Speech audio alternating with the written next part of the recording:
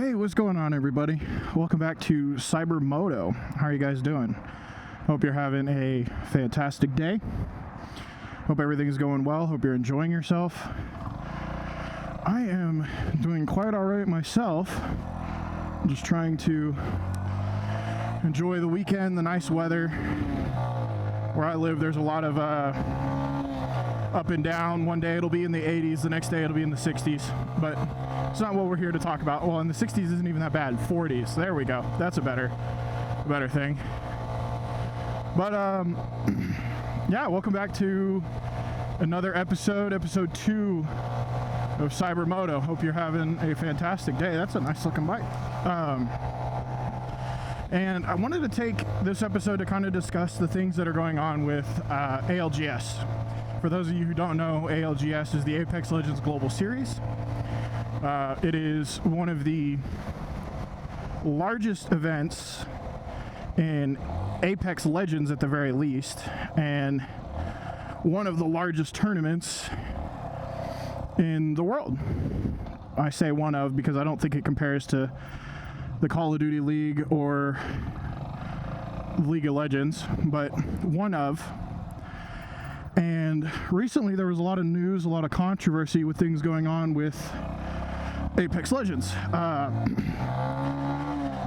That being the big breach that happened. So for those of you who haven't heard, it's been all over the news, not in the news, but Twitter. A lot of the people in the cybersecurity community have really been going after it. Even those who don't play video games at all have really been kind of discussing and thinking about things and talking about that and what happened. But for those of you who don't know, about mid-March, I think it was either the 17th or the 18th, Apex Legends was having one of their semi-final rounds. And in the middle of the game, two of the most prominent streamers, most prominent competitors in that series, those two being Jen Burton from Dark Zero and Imperial Hal from TSM, were both seemingly either cheating or given cheats. And in Jen Burton's case, he had a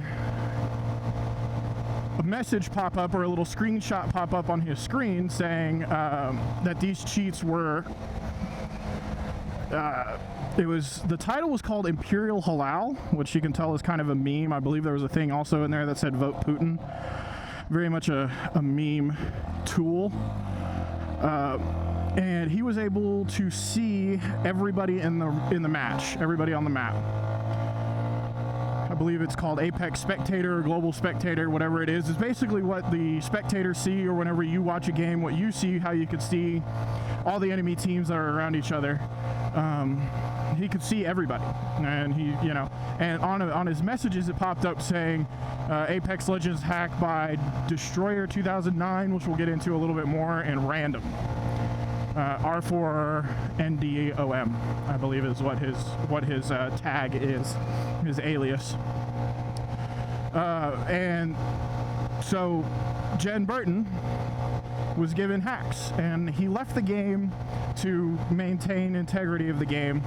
But it was kind of interesting because, again, he had that screen pop up and those messages that said this hack was done by X, Y, X and Y.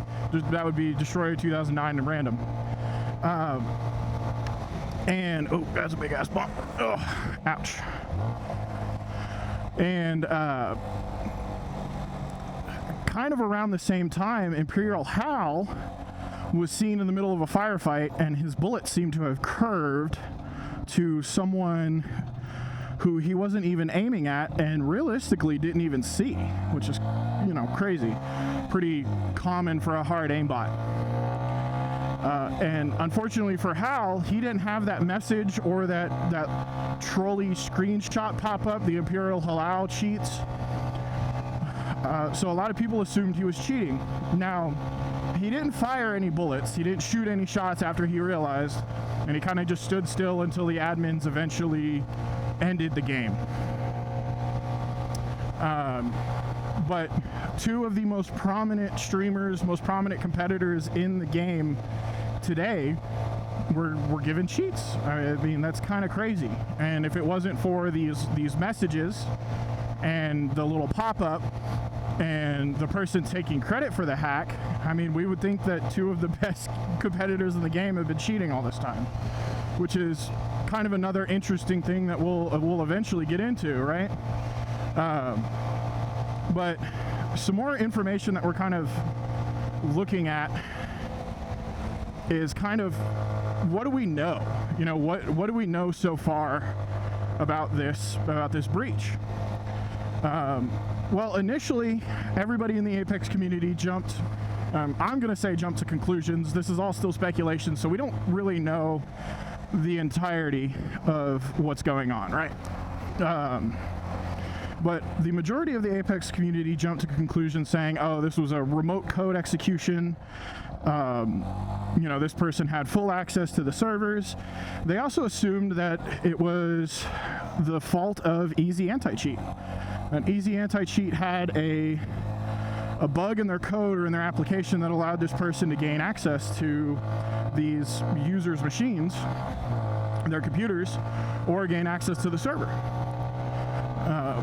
I believe both of these have since been denied by both Pirate Software, who is a huge name game developer. I'll go ahead and link his video on the topic, as well as John Hammond, who's super big in the cybersecurity community, not huge in the gaming industry, but it was very interesting that this kind of took his interest as well,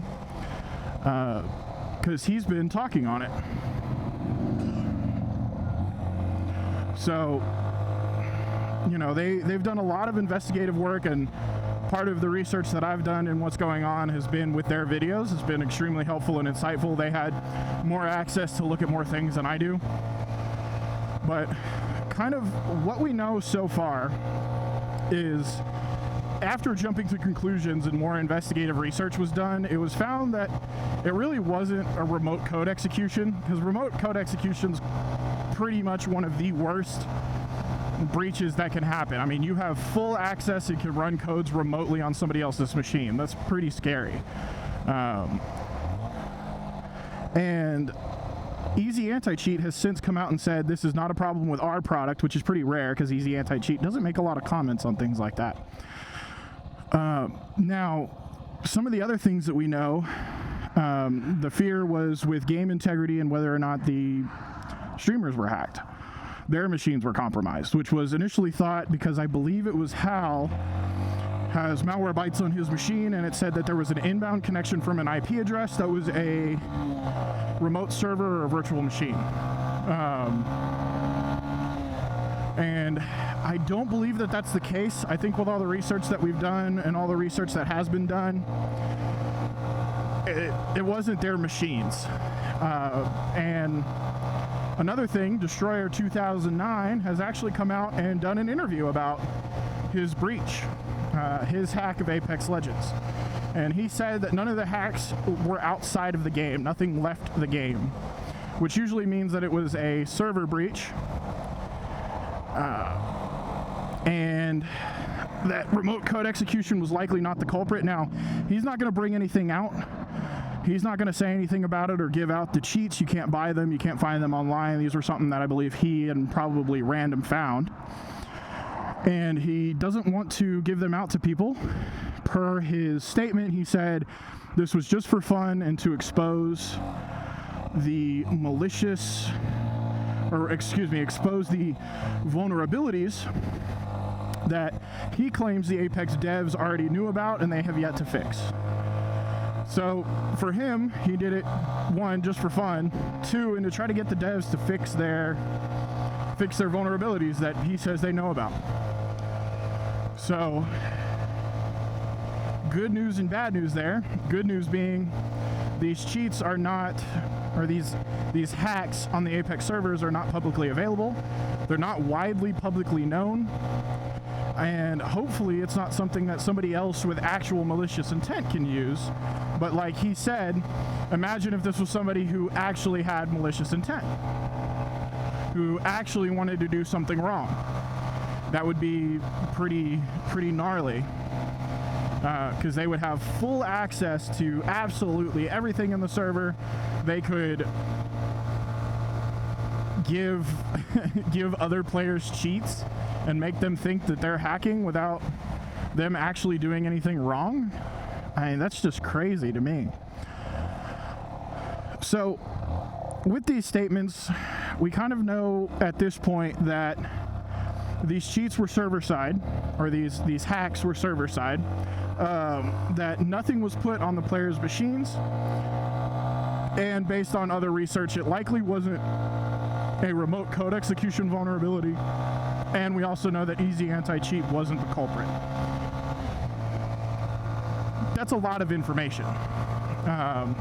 And with it being such a widespread or widely known, man, it's bumpy today. With it being such a widespread, widely known breach, you have a lot of eyes on both Apex and Destroyer 2009. A lot of people are doing research. John Hammond, I believe it was yesterday, so for you guys it would be Friday, the Friday before this video goes up. John Hammond had said that they think they have some sort of speculation as to who Destroyer 2009 is, any other aliases he may use, and some more information, but I will link that video to let you guys watch that, because I'm not going to get into it, because as he said, it is speculation and it's not my research, so I'm not going to be the one to talk about it. I'm going to let the professionals discuss. So, but that's really what we know about the breach and about the hacker, and kind of some other things that have happened since Apex has actually put out a statement saying that they have begun to release a multi-layered security patch. So it's a first in a series of patches that they have released. I need to get out behind this truck. They have released a series of multiple patches. God, that guy needs to fix his. That's gonna hurt somebody. There he goes.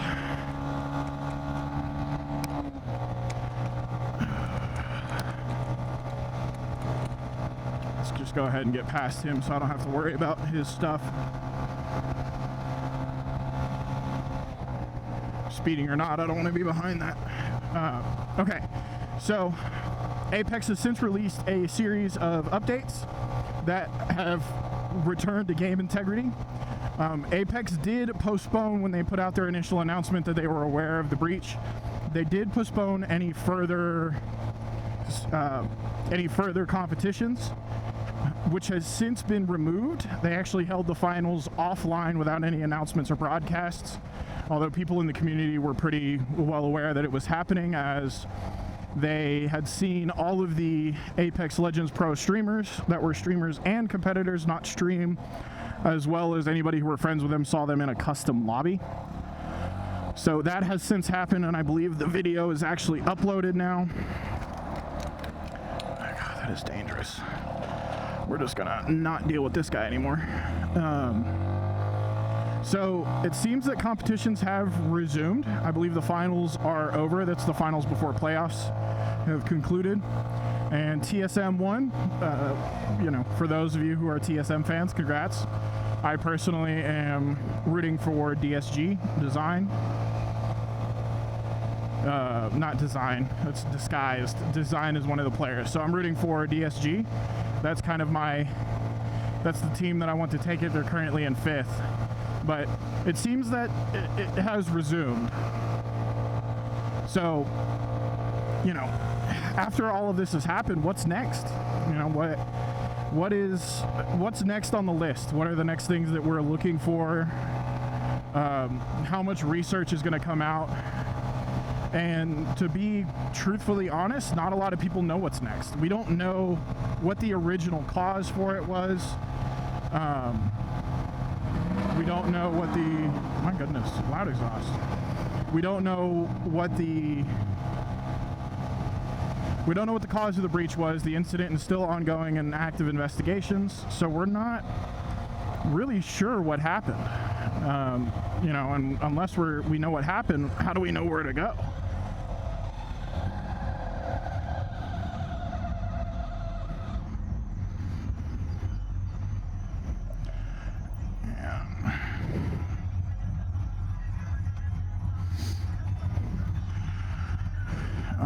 But where is it that we go from here? I mean, you know, kind of after what we know, we have some more information on the potential identity or alias of Destroyer 2009, which is good. So we have some more information as to who he is or what his motives were. With the interview, we know that the breach was most likely with Apex, and that it wasn't with something with the anti-cheat. It wasn't something with the end user's machines, which good and bad there. One being easy anti-cheat, which is widely used across a large range of games, is not compromised or doesn't have any major vulnerabilities. That's huge. And two, at least we know that some of our favorite streamers aren't actually hacking or doing anything wrong, which is another really big thing. Something that we all like to hear, right? But, you know, do we really trust Apex? Do we trust the community or the developers? And you know, my initial thought is, if they're actually bringing out these security patches, yeah, I don't see why not. A lot of people have now confirmed that Apex is again safe to play. They initially were veering everybody away from the game because of the fear of remote code execution or some other things, but you know, a lot of this with Destroyer's information and kind of what he said about it, a lot of this seems to just be bringing attention to the problems that Apex devs reportedly know about and haven't fixed. So I really don't see any problem with playing the game. It's unlikely that you're going to get cheats given to you by Destroyer or by anybody else, because this isn't something that he has made public. It's not something that he's brought out or given out. He's not doing it for money.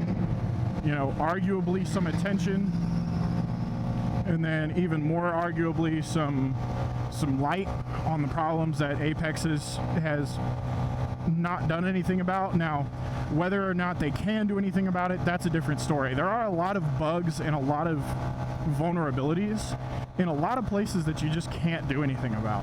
I mean, it would take a ton of manpower, a ton of hours, and it may not even fix it. So is it something that they could have fixed before this breach happened? Possible that it wasn't. It's possible they didn't even know that it was an actual thing, and that Destroyer 2009 brought the vulnerability to life, and they since have fixed it.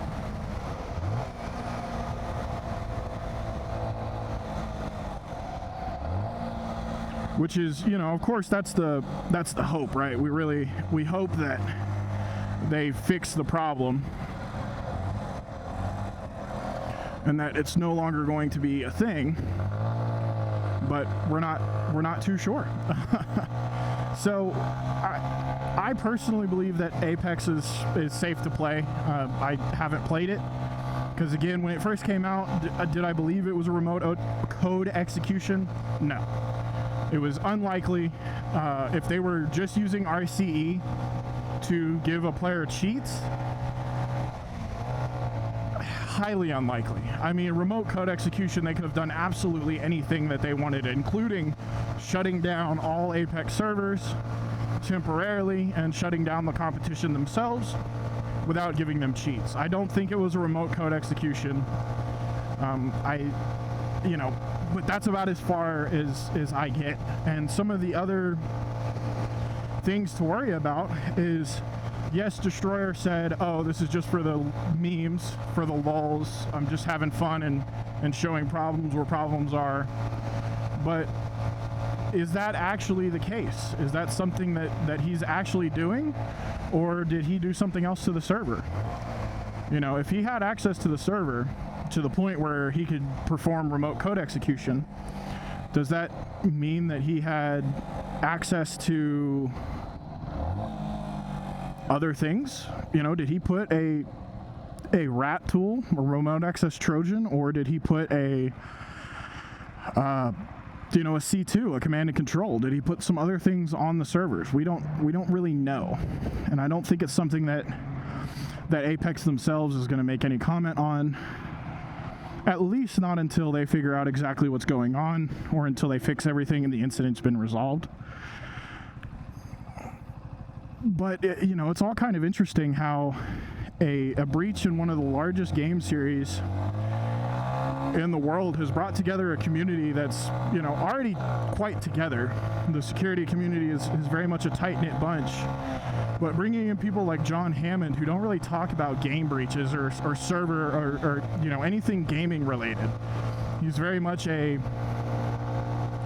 red team, malware analysis, threat research, absolutely brilliant guy. But you know, that's really not his forte, his specialty. And he even admits it in all of his videos. Gaming is not something that he does. So he's not super familiar with Apex. He doesn't ever play it. But it got him interested. And people have reached out to him with a lot of research, that being the OSINT, how they, you know, found the potential alias behind Destroyer 2009, how they were able to discover that the breach was not something with remote code execution, and how all of these things kind of came together. It's very, very interesting how things change as more and more widespread and well-known global problems arise. You know, it's brought together a very large group of people, from pro players to guys like Pirate Soft, who have, again, same thing with John Hammond, extensive years in cybersecurity. Wickedly smart. Worked for Blizzard and then worked for the federal government. I mean, it's just a ton of knowledge behind this. And it's crazy to think that, you know, something as small as giving a player cheats has become such a large thing. And, you know, hopefully Apex does fix their stuff. I hope that this security breach is nothing major. I hope that it's something that's easily fixed and that they're able to. You know, I really do hope that they're able to do everything that they need to do to fix the problems. I enjoy playing Apex. I enjoy watching the series. I would love to see it live broadcasted again without the potential for any major risk. And, you know, some other questions that some people have raised, and maybe you guys might be thinking as well, is Destroyer 2009 the good guy?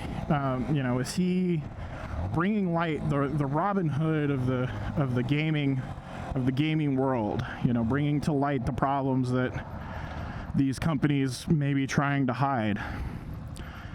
And that's really up to interpretation. You know, that's at the end of the day, that's really up to you guys. You know, if you think that he's a good guy, that's your opinion. I personally, I don't know. I mean, did he bring it up to the devs that there was this bug that he found? No, and I believe it's because he said there wasn't a bug bounty on it. Which, you know, kind of a sly way to do things.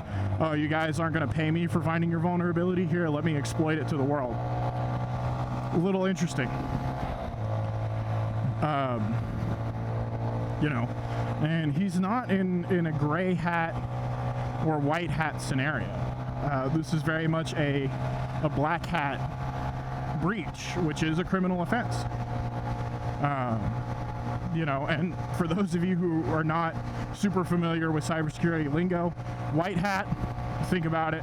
White hat is a hacker internal who actively defends against breaches. Usually red team, purple team. A lot of them wear you know, they don't have physically wear a white hat, but they're called white hat. Gray hat gets into the gray area of things. A lot of red team kind of sit in a fine line between white hat and gray hat.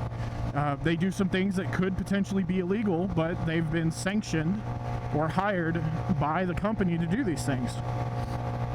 You know, as long as it stays within scope, it can be white or gray hat. And then there's black hat. Black hat being breaches or things that are found that have malicious intent.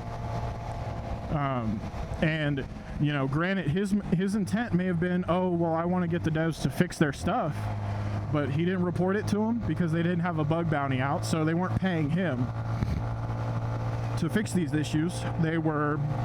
So instead of still reporting it to him, which would have been more of a white or gray hat area, he went to the black hat side, where he actively exploited a vulnerability without knowledge or information provided to the devs to solve the problem. And he says they know about it. We don't know. We're not 100% sure. But all of that said, you know, whether you think he's a good guy, you know, being the Robin Hood or the bad guy, it's really up to your interpretation. I think it's good that we're holding devs more accountable for their issues. I just think there was a better way to go about informing them or bringing these issues to light.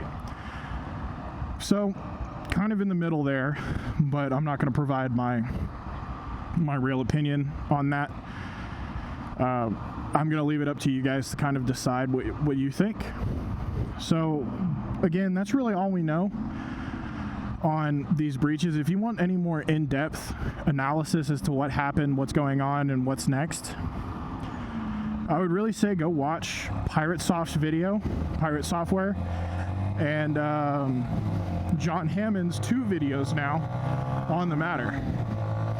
Both of these guys are a whole lot smarter and have a whole lot more experience than I do.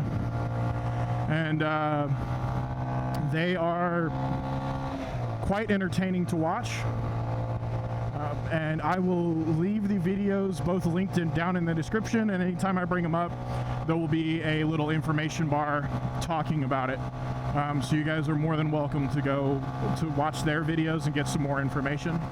As much as I would like to provide you guys as much information as possible, it is a little hard to do when you're riding a motorcycle, because I can't have my research or my notes stapled into my helmet or pasted into my helmet, because then I couldn't see and I couldn't be riding safely. So yeah, that's it. I mean, you know, go watch their videos if you want some more information. It was crazy. I mean, the Apex Legends breach was a very interesting topic to research and to talk about. But that's really all I have to say, or at least all I can remember to say about the problem, about the issue.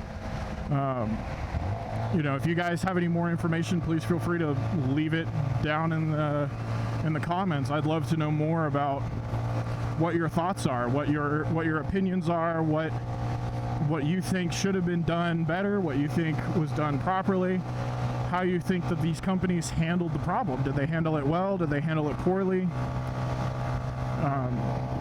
You know, any more information that you have security-wise. You know, what are your thoughts about? Now, of course, I don't want to provide any information as to what the actual breach was, not that we know right now, but, you know, what do you think?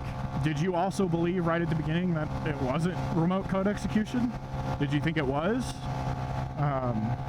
You know, things like that. Feel free to leave them in the comments. I'd be happy to hear what your thoughts are.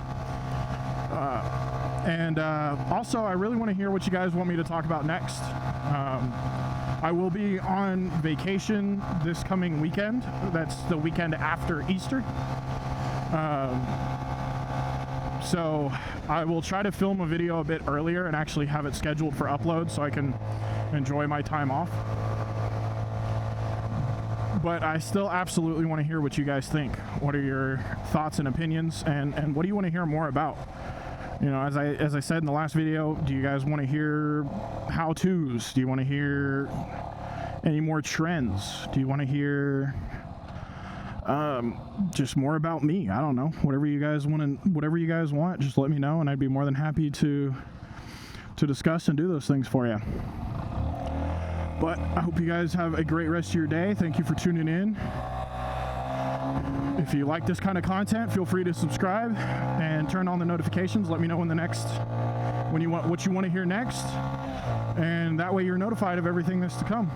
But I hope you guys have a wonderful day, wonderful afternoon, evening, night, morning, whatever time of day it is for you. I hope you enjoy it. I hope you have a great time with your families if you're going to go visit for the holidays. and I will catch you guys in the next one.